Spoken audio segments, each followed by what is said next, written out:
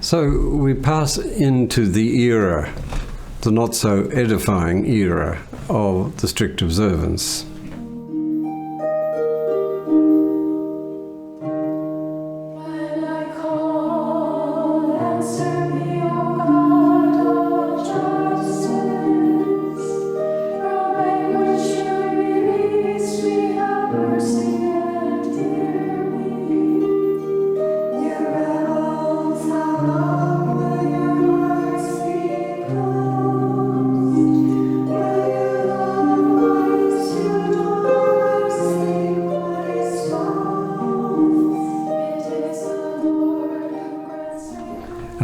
Before the Revolution, the French Revolution, it was known as étroite observance, the narrow observance. Afterwards, in papal documents, it became the strict observance, stricta observantia, but the chapter preferred strictioris, the stricter observance, or the more strict observance. So there's a little history for somebody who wants to write it, even in the evolution of the name, of what strict observance means. You know, the more strict observance. Why don't the other Cistercians call themselves the less strict observance? So the movement of strict observance, anyway, began with the abbot of Châtillon, quite a big figure in the general chapter. One of the things you can learn from studying the statutes is that at various times particular abbots had a strong influence on the order, and they're given all the important jobs of visitations and writing texts and so forth. And it wasn't always the powerful monasteries that produced the powerful people. In this case, Châtillon, Abbot Octave Arnulfini, from 1579 to 1641, and he was the start of the strict observance, began to formulate principles. And of course, the big thing was meat eating. They didn't want... The strict observance was particularly prone to fanaticism on that point. In 1623, at the General Chapter, an attempt was made to establish the Reformed Congregation of St. Bernard, so a separate congregation within the order. It had 58 abbeys linked to Clairvaux. But it failed. And it failed, although perpetual abstinence was permitted if communities wished, even so it still failed. The meat-eating question really is disproportionately important in the history of our order. 1624, that's a year afterwards, 10 strict observance superiors, representing about 200 monks. So 17th century monasteries, even big buildings, weren't always containing big communities. 10 communities with about 200 monks, as 20 in a community, met and published revised usages. So they put out their own customary of what the strict observance, how it lives the life. And they won for themselves. There was always politics involved, the approval of Cardinal de la Rochefoucauld. 1632, a second apostolic visitation imposed strict observance on the whole order. So you can imagine how popular that was. In 1635 to 42, Cardinal Richelieu became abbot of Citeaux. It's always nice to have a cardinal as abbot. But what it meant was that the strict observance was gradually being outnumbered and weakened. And so in 1666, Pope Alexander VII and his decree in Suprema reasserted the traditional mode of governance. In other words, the abbot of Cito at the top, the 4 proto-abbots, cutting out the possibilities of reformed congregations or congregations of strict observance.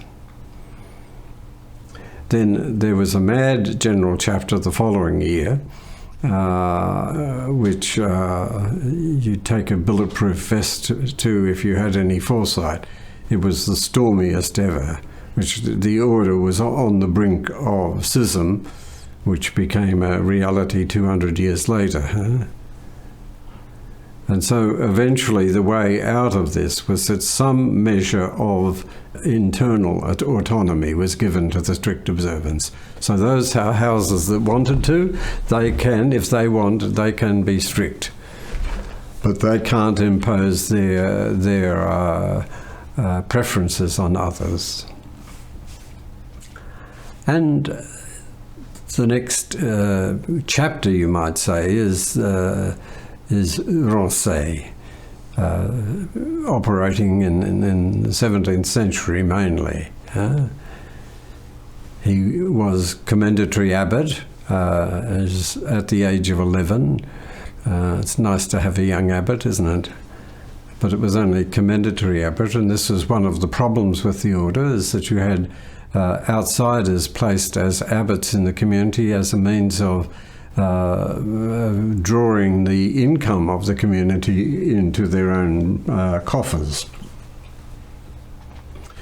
In 1663 he became a novice at Persagne. He had a bit of a conversion, which we won't go into here, did his novitiate at Persagne, and then returned as a regular abbot to La Trappe.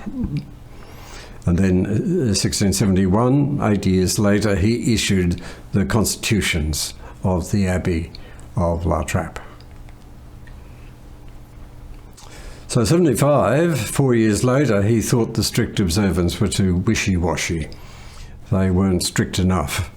And so he started pushing for something that was far stricter, and published his book on the sanctity and duties of monastic life, 2 editions, as it happens, one stricter than the other.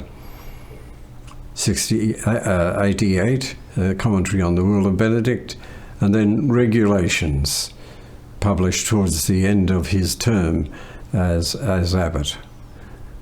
Regulations in the form of constitutions. And then he resigned. And then he died. But when he died, they had 90 monks and lay brothers at La Trappe. So it wasn't entirely an unpopular kind of reform. What is important are the constitutions of the Abbey of La Trappe. These become an important source in understanding our own constitutions, and also the regulations of La Trappe, which were pretty well observed up until the last century. But then, after the death of Rancé, and without going into the history, you have Augustin de Lestrange taking over. And he was somewhat stricter than Rancé, foreseeing the suppression of monasteries after the French Revolution. The novice master at La Trappe took more than 20 monks to Valsante in Switzerland. He became abbot in 1794 and published his regulations. So you have another set of regulations to tell us what to do. And the title is, if you want to quote it briefly, is the Règlement de la Maison de Notre-Dame de Trappe. I'm going to leave the rest of it for you to read. The rules, the regulations of the House of God of Our Lady of La Trappe by Monsieur de Rancé, its worthy reformer, put in order and augmented with particular usages of the House of God of Valsante of Notre-Dame de la Trappe. So we're tightening the screws a bit. 1795, the abbot of Valsante was designated as head of all the monasteries of the order. Very popular move, as you can imagine. Yeah. After years of turmoil, the monks of Ellesant returned to La Trappe in 1815. 10 years, 11 monasteries, and 5 of nuns within 10 years. And by 1894, 56 Trappist monasteries existed with 3,000 monks. So it's a very flourishing branch of the order as a whole. We don't have 3,000 monks and nuns at the moment. So since 1894, we've declined in number. But this is another literary precedent for our constitutions. And so we're heading towards the year of the schism, 1892. Divisions between the strict observance and the common observance were exacerbated by the traditional antipathy of French monasteries with those of Germanic affiliation. This was reinforced by the fact that Austro-Hungarian Emperor Joseph II had ordered the suppression of all useless monasteries. That's to say, monasteries had to become active in parish ministry or education. Purely contemplative monasteries were subject to suppression. And those that did, their libraries and their possessions were all confiscated. They were dumped in various central warehouses where they rotted away. So a lot of precious manuscripts were lost because of the action of Joseph II. But then, even today, the monasteries in the old Austro-Hungarian Empire, in Austria and Hungary, obviously, but some others in the region are predominantly active. They run schools and universities, they service parishes, and in many cases, particularly the Austrian monasteries, and they've given up the hood, and they wear a kind of collar instead. And again, the symbolic distinctiveness of the two observances was whether meat eating was permitted. I remember I was having a meal at Heiligenkreuz in Austria at one stage, and I was sitting at the high table beside the abbot, and the first course came around, which was sausages. And he got all jumpy as whether I was going to make a scene about it. So I happily served myself sausages and set his mind at rest. That it's not an issue these days, even though we might still observe abstinence from meat. It's not a particular sacrosanct principle, at least for me. In 1878, the Congregation of Bishops and Regulars recommended that the 4 distinct Trappist congregations, La Trappe, Ceffonds, Westmaler and Casamari, be united under a Vicar General, but continue to recognise the Order of Cistercian Abbot General as head of the order. So things were getting out of hand with the multiplication of Trappist congregations. And Rome was trying to say, come together in some sort of way. If you want, you can have a sort of sub-congregation of your own within the order. But this was asserted only in part by the General Chapter of the 25th to the 28th of July, 1891. You'll notice how long the general chapters were in those days, and there were other questions, and there were only a total of, I think, 19 abbots attending, 14 French-speaking, 2 Irish, 1 English, 1 Italian, and the Procurator General. American and Syrian abbots were dispensed from that chapter. but they voted unanimously to unite the 4 congregations, but not under the Abbot General of the Cistercians, but with their own Abbot General. But just to look at the numbers there was a total of 19 abbots there, and they were mainly French, or French-speaking. One of the Irish houses, Mallory, was founded from France.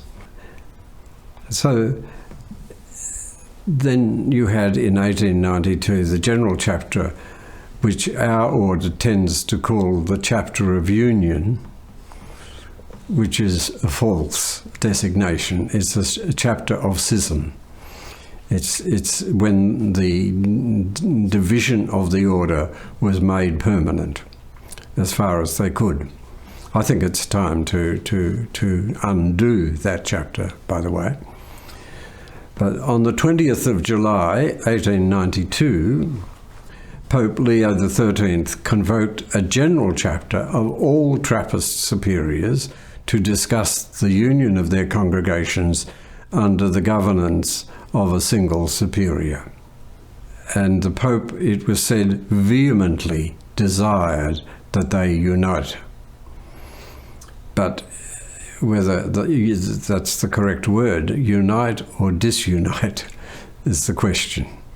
Unite among themselves, but it meant disuniting from the body of Cistercians as a whole. A body of constitutions was to be drawn up to be submitted to the conventual chapters in order to obtain comments. These constitutions should include such elements of regular discipline as the horarium, abstinence, fasting, hours of sleep, and manual labour, which were the main areas of dissent among the Cistercians. They are to decide whether to remain under the Abbot of Cito or to be autonomous with their own Abbot General. And they are to decide whether to retain the system of filiation or to divide into national congregations, each with its own Vicar Superior General. And of course now we retained the system of filiation, but it's completely broken at the moment. It was approved on St. Patrick's Day in 1893. Nothing was changed with regard to the nuns. Demonialibus nihil innovamus. And again, there are 58 or so abbots present. The first Superior General was Sebastian Wyatt, who was a big pal of Leo XIII and the powerhouse behind the chapter. He was elected Superior General, but only with a majority of 2 votes.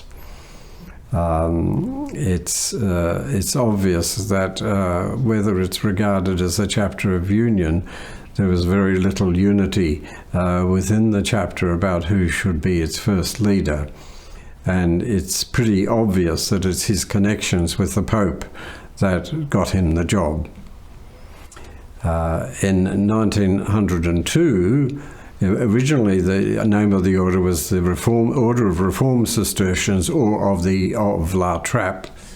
The La Trappe was dropped from the title to become simply the Order of Cistercians, Reformed Cistercians, or of the stricter observance.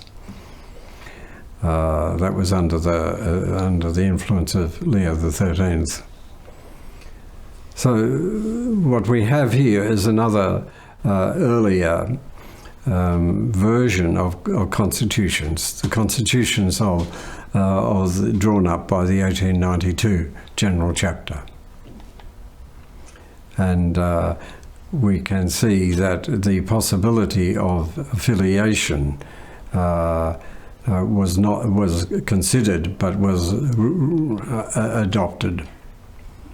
And they much preferred that the order be autonomous with its own Abbot General. So we have the constitutions of 1894. So I'm talking about our constitutions, and I haven't reached them yet. We're still back in the 19th century. And the sources it gave, the Rule of Benedict, the Charter of Charity, the uses and ancient definitions, that's the statutes of the Order of Cistercians, and various papal documents.